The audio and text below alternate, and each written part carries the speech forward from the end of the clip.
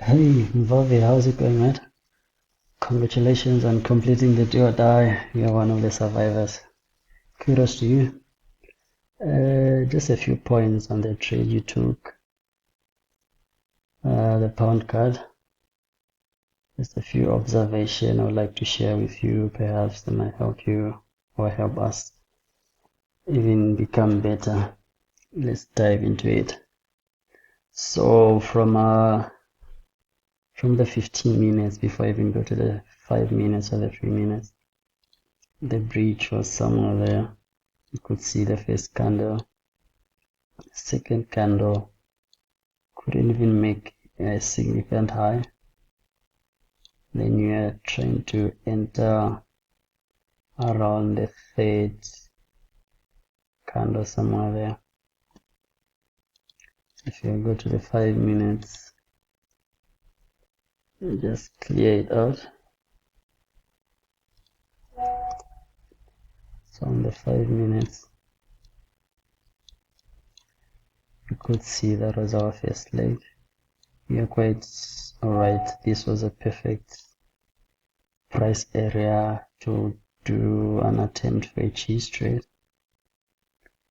Yeah, read on the 1 minute or the 15 seconds or so. So that was our first leg. That was half a high fence. Then our second leg was from there to there. So already you can see the momentum is dying. Momentum is dying. And also you are entering just before the end of the second leg in attempts or in anticipation of a third leg which failed in price, while the store owner gave an even deeper discount. So I think yeah, you're right. The entry wasn't so good, but not only was the entry, but the entry made you have a very bad risk to reward ratio. Moreover, the stop placement wasn't logical due to the bad prices you got. So you put your stop loss, if I believe, to just on support and resistance there. There is no barrier to fight or prevent your stops from being hit. The logical area, if you use the 5 minutes or the 3 minutes to enter these trades, the stops, the surface will be below there. This is how I see it. I don't know what's your take on that.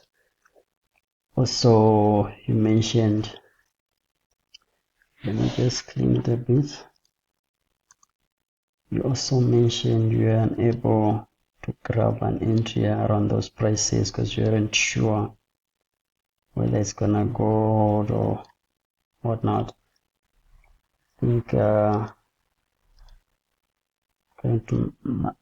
it would have been best if you read the pullback or whatever price action was in there on an even lower time frame, let's say the 1 minute, and do an entry on the 15 seconds.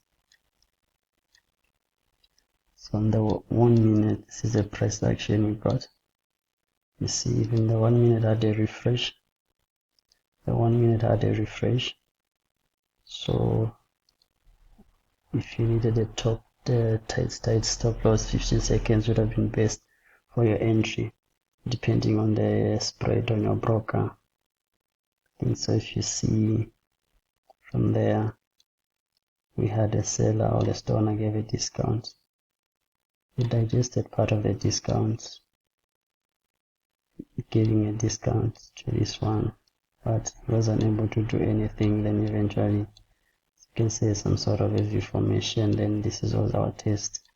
So anything above that would have been great. If you are too aggressive, stops there would have been better, or a bit conservative there or below.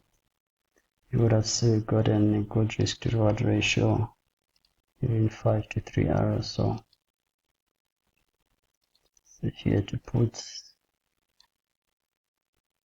depending from where you exited, I think your exit was somewhere around those areas. Yeah, you still got 5 arrows. So, or if you're conservative,